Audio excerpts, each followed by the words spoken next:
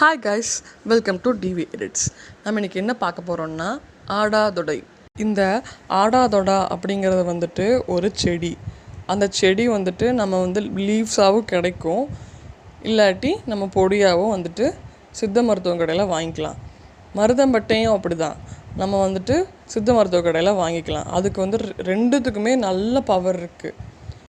எதுக்காகன்னா, ரொம்ப நாள் நெஞ்சு சளி இருக்கவங்க, அந்த மாதிரி ரொம்ப கோல்டுனால ரொம்ப கஷ்டப்பட்டுட்ருக்காங்க. இந்த சின்ன குழந்தைங்களுக்கெல்லாம் பாருங்கள், நெஞ்சு சளி எல்லாம் வரும்.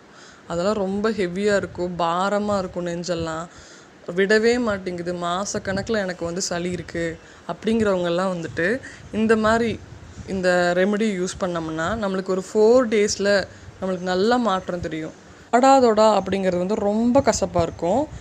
அதுக்காக நம்ம பிடிச்சவங்க அப்படியே குடிச்சிக்கலாம். கசப்பு பிடிக்கிறவங்க அப்படியே குடிச்சிக்குவாங்க. அப்படி இல்லை, ரொம்ப கசப்பாக இருக்குது, என்னால் குடிக்க முடியாதுங்கிறவங்க தேன், கருப்பட்டி அந்த மாதிரி யூஸ் பண்ணுவாங்க.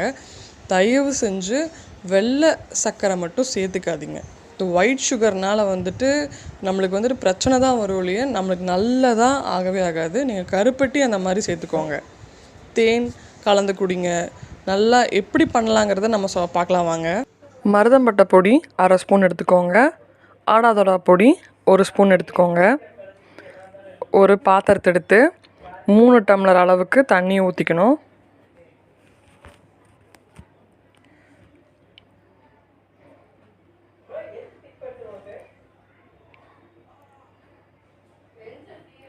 அதை ஸ்டவ்வில் வச்சுட்டு 2 பொடியையும் சேர்த்து கலந்துட்டு நல்லா கொதிக்க வைக்கணும். நல்லா கொதித்து வந்ததுக்கப்புறமா அது 3 பங்கில் 1 பங்கு ஆகணும். அந்த அளவுக்கு கொதித்து வரணும். ஒரு டம்ளரில் ஊற்றி ஆற வச்சு நீங்கள் குடிச்சிட்டு வந்தீங்கன்னா கோல்டெல்லாம் சரியாயிடும்.